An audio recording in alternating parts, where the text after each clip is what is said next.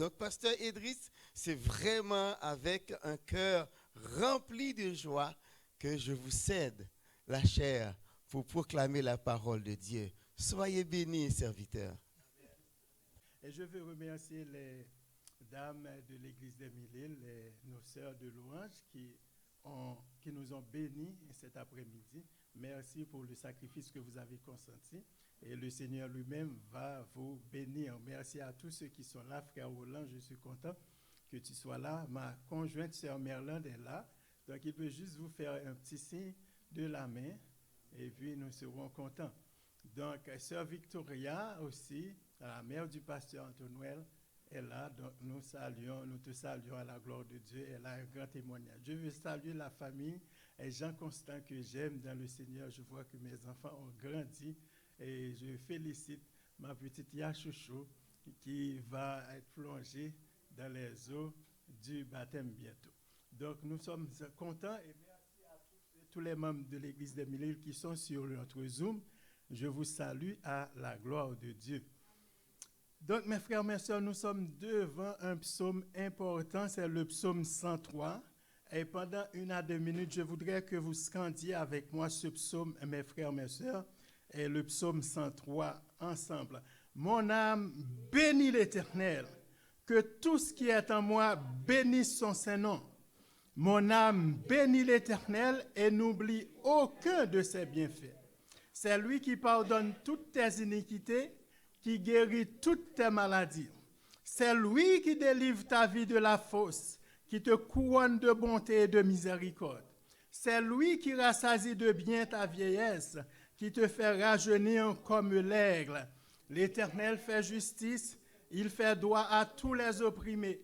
Il a manifesté ses voies à Moïse, ses œuvres aux enfants d'Israël. L'Éternel est miséricordieux et compatissant, lent à la colère et riche en bonté. Il ne conteste pas sans cesse, il ne garde pas sa colère à toujours, il ne nous traite pas selon nos péchés, il ne nous punit pas selon nos iniquités. Mais autant les cieux sont élevés au-dessus de la terre, autant sa bonté est grande pour ceux qui le craignent. Autant l'Orient est éloigné de l'Occident, autant il éloigne de nous nos transgressions. Comme un père a compassion de ses enfants, l'Éternel a compassion de ceux qui le craignent, car il sait de quoi nous sommes formés, il se souvient que nous sommes poussière. L'homme, ses jours sont comme l'herbe, il fleurit comme la fleur des champs. Lorsqu'un vent passe sur elle, elle n'est plus, et le lieu qu'elle occupait ne la reconnaît plus. Mais la bonté de l'Éternel durera jamais pour ceux qui le craignent, et sa miséricorde pour les enfants de leurs enfants, pour ceux qui gardent son alliance et se souviennent de ses commandements afin de les accomplir. L'Éternel a établi son trône dans les cieux, et son règne domine sur toutes choses. Bénissez l'Éternel, vous ses anges, qui êtes puissants en force et qui exécutez ses ordres en obéissant à la voix de sa parole. Bénissez l'Éternel, vous toutes ses armées, qui êtes ses serviteurs et qui faites sa volonté. Bénissez l'Éternel, vous toutes ses œuvres, dans tous les lieux de sa domination. Mon âme bénit l'Éternel. Amen, amen, amen. Mes frères, mes sœurs, ce psaume, le psaume 103, c'est un psaume de louange. Mes frères, mes sœurs, la louange, c'est un cri du cœur de l'adorateur. C'est un élan d'amour que cet homme, cet adorateur, mes frères, mes sœurs, qui vient chercher l'adorateur pour le transporter dans la sphère de la bonté de Dieu, tout en le décentrant de lui-même. L'homme centré sur lui-même ne peut pas adorer le Seigneur. Mes frères, mes sœurs, les psaumes de louange étaient chantés en ce sens lors des grands rassemblements du peuple d'Israël, ou bien lors des grandes fêtes, mes frères, mes sœurs, et cérémonies spéciales en l'honneur de l'Éternel.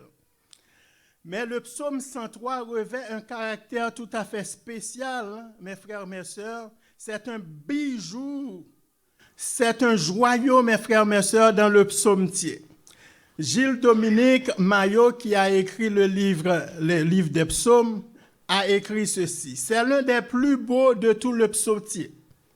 Et cela tant par l'élévation et la délicatesse des sentiments que par la noblesse et l'élégance de l'expression. Mes frères, mes sœurs, c'est un beau psaume sur lequel nous allons méditer ce soir. Et je vais réfléchir avec toi sur 3 grandes phases dans ce psaume. Premièrement, c'est que la louange résulte d'une relation personnelle avec Dieu. Deuxièmement, la louange résulte des attributs de Dieu, ce que Dieu est, ce que Dieu représente pour nous. Et troisièmement, la louange, mes frères, mes sœurs, c'est une invitation aussi à la louange. La vraie louange invite à la louange. La vraie louange est contagieuse. Tout d'abord, mes frères, mes sœurs, nous voudrions vous dire ce soir que la louange est d'abord une démarche à la première personne. Le psalmiste a dit « Mon âme bénit l'Éternel, que tout ce qui est en moi, ça veut dire tout mon être, bénisse son saint nom. » C'est très rare, mes frères, mes sœurs, que l'égocentrisme, l'égoïsme est valorisé dans la Bible. Mais en ce qui a trait à l'adoration, mes frères, mes sœurs, on doit être égoïste dans ce sens. Il faut que moi-même, d'abord, il faut que ça commence par moi-même. On dit toujours la charité bien ordonnée commence par soi-même. Eh bien, l'adoration bien ordonnée commence aussi par soi-même. Je dois bénir le Seigneur. Mon âme doit d'abord bénir le Seigneur l'Éternel. L'Éternel est avant tout, mes frères, mes sœurs, la louange, louer l'Éternel est avant tout une démarche individuelle, une démarche personnelle avant d'être collective. Ici, David commande à son âme de bénir l'Éternel. Ce n'est pas un autre qui doit bénir l'Éternel avant moi, c'est moi d'abord qui dois commencer à bénir, à adorer le Seigneur. C'est mon âme, c'est moi-même qui dois embarquer d'abord avant d'embarquer les autres dans une adoration collective. C'est pourquoi, avant de venir adorer ici, dans le temple avec les autres, nous devons d'abord commencer à adorer le Seigneur depuis chez nous. C'est pourquoi dans le chant nous dit, depuis n'importe là, m'a chanté gloire, entrez dans le temple là, pour me dire merci. Donc, quand vous êtes préparé à l'adoration depuis chez toi, quand tu es un adorateur depuis chez toi, dans ta chambre à coucher, dans ta salle à manger, tout seul, tu adores le Seigneur, eh bien, c'est easy, c'est facile. Ce n'est pas un combat pour que tu embarques avec les autres dans l'adoration. Mes frères, mes sœurs, avant de plonger les autres dans l'adoration, je dois d'abord adorer le Seigneur, car l'adoration est une entité, est une démarche personnelle, une démarche de personne à Dieu. Avant d'être collective, l'adoration doit être individuelle, mes frères, mes sœurs. Individuelle. La Bible nous dit que nous devons adorer le Seigneur personnellement. Et cela, j'aime ça. Lorsque David, dans le psaume 34, il a dit, je bénirai l'Éternel en tout temps, sa louange sera toujours dans ma bouche. Nous ne pouvons pas contempler les autres qui adorent. Nous devons d'abord être un adorateur. Mes frères, mes sœurs, je bénirai l'Éternel à la première personne. Une adoration à la première personne, c'est une adoration vraie, sincère. Dieu est esprit et il faut que ceux qui l'adorent en esprit et en vérité. L'église de Béret, mes frères, mes sœurs, qui fête ses 2 ans d'existence, et l'église d'Émilie qui vient fêter avec elle, mais l'église de Béret doit commencer à louer avant que les autres viennent l'aider à louer, à adorer. Eh bien, l'église est reconnaissante pour ces 2 ans.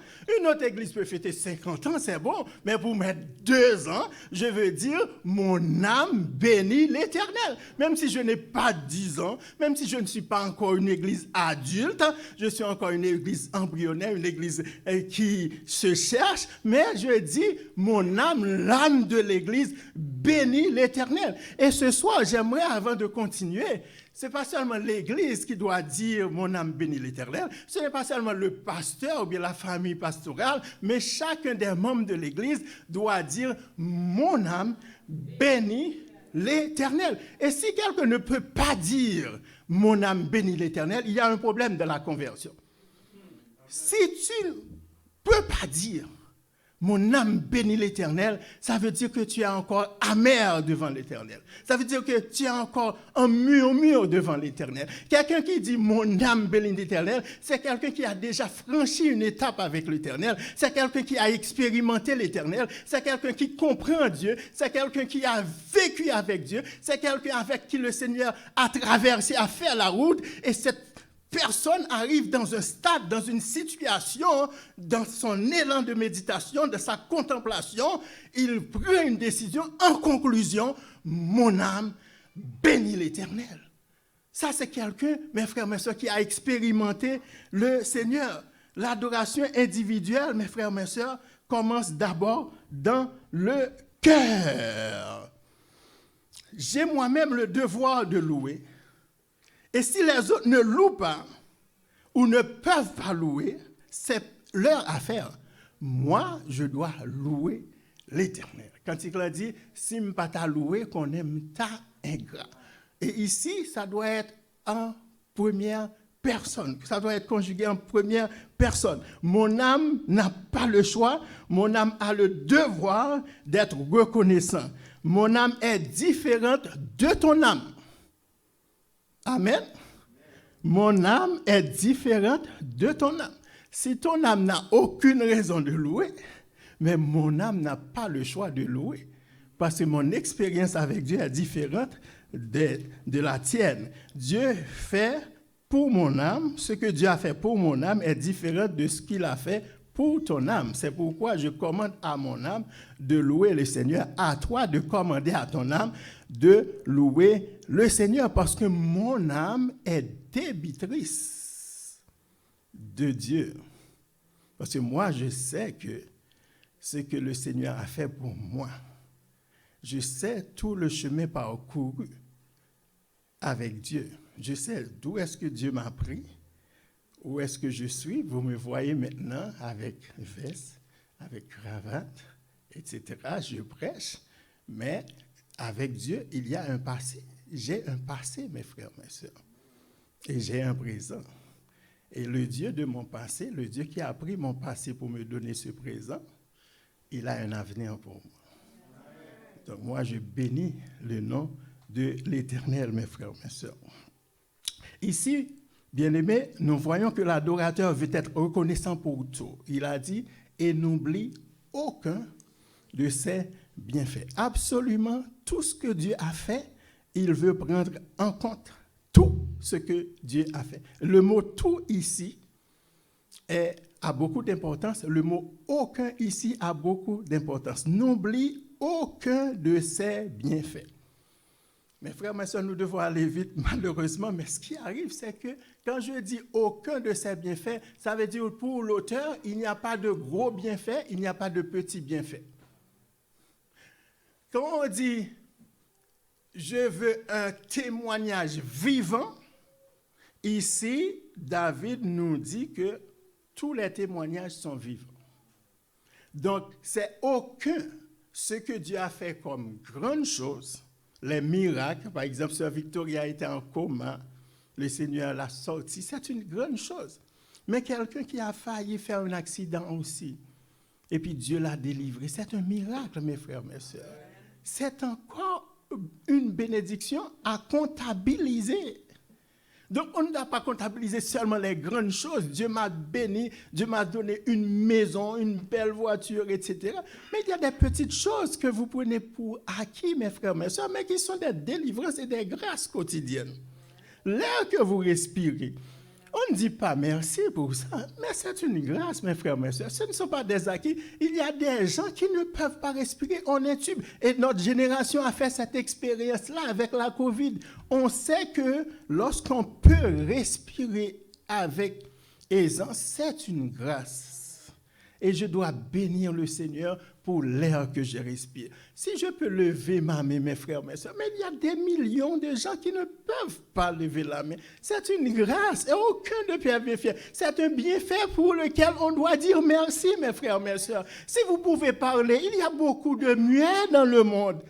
Donc, on prend ça comme acquis, c'est normal que vous parliez. Mais le frère nous a dit, le pasteur vient nous dire qu'il y avait quelqu'un qui ne pouvait pas parler. Il y a des gens qui sont sourds et muets, mes frères, mes soeurs. Il y a des millions. Mais si toi, tu peux parler, si ton enfant peut parler, si ton enfant peut marcher, si tu peux manger, si tu peux bouger, mes frères, mes soeurs, il faut dire merci. Ce ne sont pas des acquis, c'est un bienfait du Seigneur. Et aucun de ces bienfaits ne doit être relégué aux oubliettes. On cherche de grandes choses. Dieu n'est pas un Dieu sensationnaliste, mes frères, mes soeurs.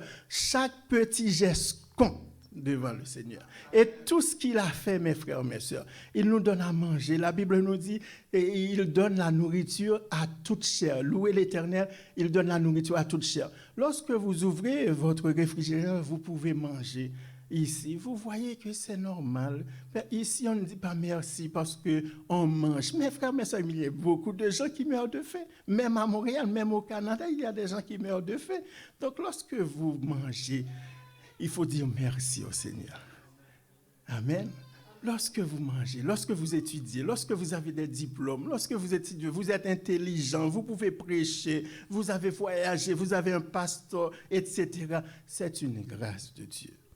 C'est vrai, vous avez fait des efforts, vous avez étudié, mais c'est une grâce de Dieu. Et aucun des bienfaits de Dieu ne doit pas être relégué aux oubliettes. Mes frères, mes sœurs, l'adorateur nous dit qu'il veut prendre en compte tous les bienfaits, sans rejeter rien. C'est pourquoi j'aime le cantique 126 qui dit « Compte les bienfaits de Dieu ». Il n'a pas dit « sélectionne ce que je veux sélectionner ». Non.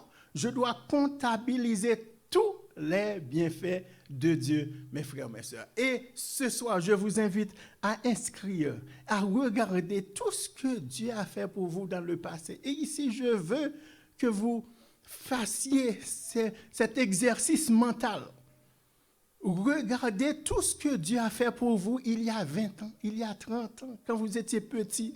Et en écrivant ce texte même, j'ai même pensé à vous demander à remercier Dieu pour ce que votre maman vous a dit que Dieu avait fait lorsque vous étiez dans le ventre, lorsque vous étiez bébé, vous ne saviez pas.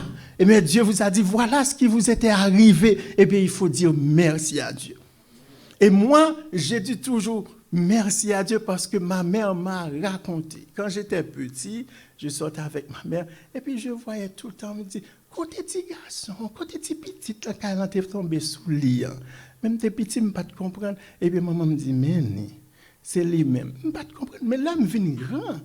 Je viens observer bon Dieu et puis je songé ça. Ce qui arrive, c'est qu'il y avait un cyclone à l'époque où j'étais né.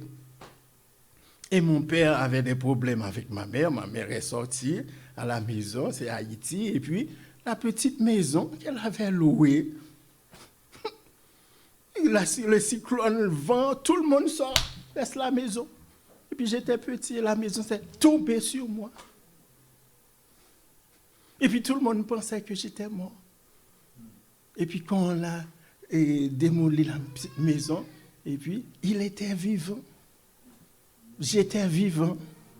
Mais j'ai aucune conscience de cela. Mais maintenant, je dis merci à Dieu parce que ma mère m'a dit ça. Je dis merci à Dieu pour ça. Le Seigneur, je suis un rescapé. Donc, il faut dire merci à Dieu. Beaucoup d'autres choses que tes parents peuvent te dire, mais tu ne savais pas. Mais ce sont des miracles de Dieu, mes frères, mes sœurs. Donc ici, l'apôtre, pour aller plus vite, l'apôtre nous dit qu'il veut adorer Dieu personnellement, et dans sa démarche, nous voyons beaucoup de choses qu'il sélectionne, beaucoup de choses qu'il dit, qu'il liste. Pourquoi il veut adorer le Seigneur, mes frères, mes sœurs? Il veut adorer le Seigneur pour ce que Dieu a fait. Il veut adorer le Seigneur pour ce que Dieu est. Tout d'abord, l'apôtre nous dit, c'est lui. J'espère que chacun de vous a un c'est lui. Quel est votre c'est lui? Mais voilà son c'est lui, mes frères, mes sœurs. Il dit, c'est lui qui pardonne toutes tes iniquités. Là, mes frères, mes sœurs, ça m'étonne. David n'a pas loué le Seigneur parce que Dieu lui a fait roi. Le Seigneur lui a donné la royauté. La toute première chose qui lui vient à l'esprit, c'est que Dieu lui a pardonné ses péchés. Mes frères, mes sœurs, le pardon n'est pas quelque chose de secondaire, d'insignifiant, quelque chose qu'on doit prendre à la légère. Le pardon de Dieu, c'est une grâce merveilleuse que Dieu a fait pour nous. Et nous devons bénir le Seigneur pour son pardon. Et c'est le plus grand bien qu'on peut avoir, mes frères, mes sœurs. C'est la plus grande bénédiction à avoir le pardon de Dieu. Et le cantique nous dit, le don suprême que ta main sème, c'est notre pardon, c'est ta paix. Et ta clémence, trésor immense, est le plus grand de tes bienfaits. Mes frères, mes sœurs, bien souvent, on cherche de grandes choses, d'autres choses matérielles. Mais ce soir, je vous invite à dire merci pour le pardon que tu as. Parce que, réfléchis bien, tu as fait des choses mauvaises. J'ai fait des choses mauvaises contre Dieu. Mais Dieu m'a pardonné. Et ici, je pense que David réfléchit à son crime envers Uri. Je pense que David réfléchit à son adultère avec Bathsheba. Et il comprend le sens du pardon de Dieu, mes frères, mes sœurs. Si vous voulez dire bénir le nom du Seigneur pour le pardon, regardez, quand tu as fait quelque chose à quelqu'un et que tu aimerais bien qu'il te pardonne, il refuse de te pardonner, tu vas avoir la valeur du pardon. Si tu veux connaître la valeur du pardon, c'est quand quelqu'un te fait quelque chose et que tu dis, non, moi, cette personne-là, je ne vais pas le pardonner. Et tu vas voir qu'est-ce que c'est que le pardon. Le pardon, mes frères, mes sœurs, c'est le plus grand don, c'est le plus grand bien que le Seigneur peut vous donner. Heureux celui à qui la transgression est remise, à qui le Seigneur n'impute pas l'iniquité, nous dit David. Le pardon doit être plus important, mes frères, mes sœurs, pour David, puisqu'il l'a mis en premier. Seuls les pécheurs conscients peuvent comprendre un tel élan du cœur. David place le pardon de Dieu avant la royauté, avant le pouvoir, avant les titres, car il sait que le pardon vaut mieux que la célébrité, qui n'est que du vin et ne fait que passer. La deuxième chose que David mentionne, il dit c'est lui qui guérit toutes tes maladies. Santé spirituelle, Dieu nous le donne. Si tu peux prier, il faut dire merci. Lorsque tu finis de prier, il faut dire merci, Seigneur, tu m'as donné la grâce de prier. Si tu vois que tu as la foi, ce n'est pas tout le monde qui peut avoir la foi, qui lit la Bible, qui le comprend et qui obéit. Mes frères, mes soeurs, c'est une grâce de servir le Seigneur. C'est une grâce d'avoir une santé physique, une santé mentale, une santé spirituelle. Si vous avez accès à des médicaments, c'est une grâce de Dieu. Il faut dire merci. Vous entrez chez Jean Coutu et vous pouvez acheter avec la carte d'assurance maladie que nous prenons pour quelque chose d'acquis. Mais c'est une grâce, mes frères, mes sœurs, la carte d'assurance maladie que nous avons. Si vous avez accès à des hôpitaux, à des médecins, c'est une grâce. Si vous pouvez dire béni soit l'Éternel, c'est une grâce. Il y a beaucoup de gens qui ne peuvent pas lever la main, mes frères, mes sœurs. La troisième chose que David a dit, il a dit c'est lui qui délivre ta vie de la fosse. Je ne sais pas dans quelle fosse vous vous étiez trouvé à un certain moment de la vie. Mais n'oubliez pas, mes frères, mes sœurs, il y a beaucoup de pièges dans la vie. Mais le Seigneur vous a retiré. C'est pourquoi David même a dit dans le psaume 124, « Sans l'Éternel qui nous protégea, qu'Israël le dit, quand les hommes s'élevèrent contre nous, quand leur colère s'enflammait contre nous, alors ils nous auraient tout vivants, alors aurait passé pour nous des flots impétueux. Béni soit l'Éternel qui ne nous a pas livrés en proie à leurs dents. Notre âme s'est échappée du filet de l'oiseleur. » Saül a tendu beaucoup de pièges pour David. Mais vous ne savez pas dans combien de pièges vous êtes sortis. Quand vous embrassez quelqu'un, mais vous ne savez pas. Quand vous donnez la main à quelqu'un, mais vous ne savez pas. Une fois, j'ai donné la main à quelqu'un, il m'a donné la main gauche. Et je dis, mais mon ami, mon frère, pourquoi tu m'as donné la main gauche? Il m'a dit, mon cher Idriss, tous les deux bons, Idriss. Ça veut dire que il y a des mains qui sont bonnes, il y a des mains qui ne sont pas bonnes. Une fois, j'allais donner la main à quelqu'un, un ami, et puis il m'a fait ça. Il m'a donné la main. Dieu nous protège, mes frères, mes soeurs. Dieu nous protège. Nous sommes bien gardés. Et nous devons dire merci à Dieu. Chaque fois que nous dormons, chaque fois que nous nous réveillons, c'est une grâce de Dieu. Parce que vous aurez pu rester là. Il y a beaucoup de guerres spirituelles. Il y a des anges qui combattent pour toi pour que tu puisses réveiller. Pour que tu puisses te réveiller. Donc, il faut dire, béni soit l'Éternel. C'est pourquoi David dit, je me couche et je m'endors, je me réveille car l'Éternel est mon soutien. Parce que si l'Éternel n'était pas ton soutien, tu aurais pu dormir et ne pas te réveiller. C'est lui qui délivre ta vie de la fosse. Ensuite, il dit qu'il te couronne de bonté et de miséricorde. Ah, non, voilà une autre grâce, mes frères. Un chrétien, c'est quelqu'un qui est couronné de grâce, de bonté et de miséricorde. Même si vous n'avez pas beaucoup d'argent, même si vous n'avez pas d'argent, mes frères, mes sœurs, mais dis, bon Dieu, merci parce que vous êtes entourés de la bonté de Dieu. Vous êtes entourés de la grâce de Dieu. Et la grâce de Dieu, c'est tout, mes frères. Heureux tout le monde qui est entouré, qui est cloisonné par la miséricorde de Dieu, par la bonté de Dieu. Ouais, l'église n'est pas une grande église, mais si la miséricorde de Dieu là, si bonté de Dieu là, mes frères, mes sœurs, vous avez tout, vous êtes complet, mes frères, mes sœurs. Quand vous êtes couronnés de grâce, de miséricorde, alors vous êtes couronnés de gloire, mes frères, mes sœurs. Une personne couronnée de bonté, c'est une personne bénie et heureuse. Le bonheur, c'est d'être entouré de la bonté, de la fidélité et de la miséricorde de Dieu. C'est ça le bonheur. Oui, le bonheur et la grâce m'accompagneront tous les jours de ma vie et j'habiterai dans la maison de l'Éternel jusqu'à la fin de mes jours. Amen. Point final. J'habiterai dans la maison de l'Éternel jusqu'à la fin de mes jours. Point barre, mes frères, mes sœurs. Point barre. Et Jérémie a dit, les bontés de l'Éternel ne sont pas épuisées, ses compassions ne sont pas à leur terme. Mais bien aimé, les bontés de Dieu, c'est l'amour de Dieu. C'est ça, sans bon Dieu à la avec nous. Sans bon Dieu, les bons dieux, ouais, nous le contents. Vous comprenez? Les bons dieux, ouais, les souris.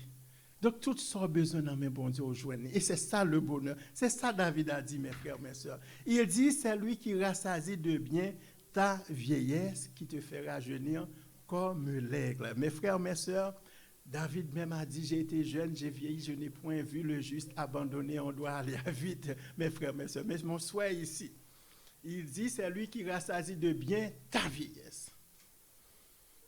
Vieillesse, synonyme de dépendance. Mais pas pour le chrétien. Pas pour le chrétien, parce que le chrétien est avec nous jusqu'à notre tendre vieillesse. Mais cette église est une église jeune. Je veux que le Seigneur, je ne peux pas dire que le Seigneur la rajeunisse encore, mais ce que mon vœu pour cette église, c'est que chaque chaise ici, qui sont vides ici, que le Seigneur rassasie ces chaises-là. Amen. Que le Seigneur rassasie ces chaises avec ses biens. Et les biens de l'Éternel, ce n'est pas les instruments, non, c'est les personnes. Que le Seigneur rassasie cette église de biens, de personnes, d'adorateurs, parce que cette église fait un bon travail à la gloire de Dieu. N'oubliez pas, mes frères, mes sœurs, malgré les circonstances, Dieu, c'est un Dieu providentiel qui prend soin de nous. Dieu prendra soin de toi dans le chemin jusqu'à la fin. Il prendra soin de toi tous les jours jusqu'à la fin. Si vous avez perdu votre travail, votre job, vous êtes inquiet pour le lendemain, n'ayez pas peur. Notre Dieu est capable de prendre soin de toi. N'ayez pas peur si vous n'avez pas une bonne assurance, etc. Votre Dieu, le Dieu de la Bible, rassasie, il prend soin des personnes âgées. Point à la ligne. Il dit, c'est lui qui te fait rajeunir comme l'aigle. Ensuite, l'adorateur nous dit qu'il adore le Seigneur pour ce qu'il est. Il dit, l'Éternel fait justice. Il fait droit à tous les opprimés. C'est un Dieu de miséricorde, mes frères, mes sœurs. C'est un Dieu qui pardonne. On a parlé du pardon. Autant il éloigne, autant les cieux sont éloignés de l'Occident, autant il éloigne de nous nos transgressions. Mes frères, mes sœurs, quand on reconnaît que le Dieu de la Bible, le Dieu que je sers, c'est un Dieu qui me connaît. C'est un Dieu qui connaît mes faiblesses. C'est un Dieu qui connaît mes limites et mes limitations. Et qui regarde ce que je suis et qui a pitié de moi. Eh bien, je lève ma main pour dire merci, Seigneur. Parce qu'il y a des gens qui n'auront aucune pitié pour votre faiblesse. Il y a des gens qui n'auront aucune pitié pour ta limitation. Mais pas le Seigneur. Il sait de quoi tu es formé. Il sait de quoi nous sommes formés. Il se souvient que nous sommes poussière. Il se souvient que tu es poussière. Il se souvient que tu n'es rien. Et il a pitié de toi. Heureux tout le monde que le Seigneur a pitié pour lui. Et en dernier lieu, je veux vous dire, mes frères, mes sœurs, que la louange doit inviter à la louange. Et c'est pourquoi que David dit que bénissez l'Éternel, vous tous ses anges. Vous, ces anges qui êtes puissants en force et qui exécutez ses ordres en obéissant à la voix de sa parole. Mes frères, mes sœurs, David, même dans son élan de cœur, dans son amour pour Dieu, commande aux anges. Aux anges, oui. Les anges baignent, se lèvent, dorment tout le temps dans l'adoration. Et David élève son cœur juste vers le ciel pour commander aux anges de bénir l'Éternel. Et il dit, et vous toutes ces armées, bénis l'Éternel.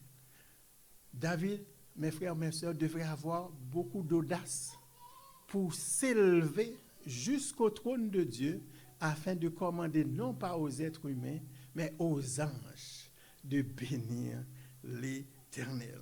Mes frères, mes sœurs, ça prend beaucoup d'amour pour Dieu pour que David puisse faire injonction aux êtres spirituels, aux êtres immatériels, parce que David sait que sa relation avec Dieu lui donne autorité même pour inviter les anges à adorer le Seigneur. Et si David j'ai même envie de dire le culot d'inviter les anges, c'est pas moi, c'est pas toi, c'est pas nous qu'il ne peut pas inviter à bénir le Seigneur. Ce soir, mes frères, mes sœurs, nous avons pour responsabilité de bénir l'Éternel, de comptabiliser, de réfléchir à tout ce qu'il a fait. Votre diplôme, là, vous avez fait des efforts, vous avez étudié, certes, mais c'est Dieu qui t'a donné la possibilité d'aller à l'école, de payer cette école, de faire des études, pour que tu aies ce que tu es, pour que tu possèdes ton titre, pour qu'on t'appelle monsieur, on t'appelle directeur, on t'appelle direct, on t'appelle pasteur, révérend, docteur. Tout ça, c'est la grâce de Dieu. Qu'on appelle frère, c'est une grâce de Dieu. Moi, c'est le titre que j'aime le plus. Frère Idriss. Parce que je me souviens à un certain moment, je ne voulais pas qu'on m'appelle frère. Lorsque j'étais en révolte, j'étais dans la stupidité. Mais le Seigneur a changé ça pour moi. Et la Bible nous dit dans l'Épître aux Hébreux, il n'a pas honte de nous appeler frères. Comment Jésus m'appelle? Frère Idriss. C'est mon nom pour l'éternité. Frère Idriss. Et je dis merci Seigneur parce que je suis encore. Je bénis l'Éternel ce soir avec vous parce que je suis frère Idriss. Que le Seigneur vous bénisse abondamment.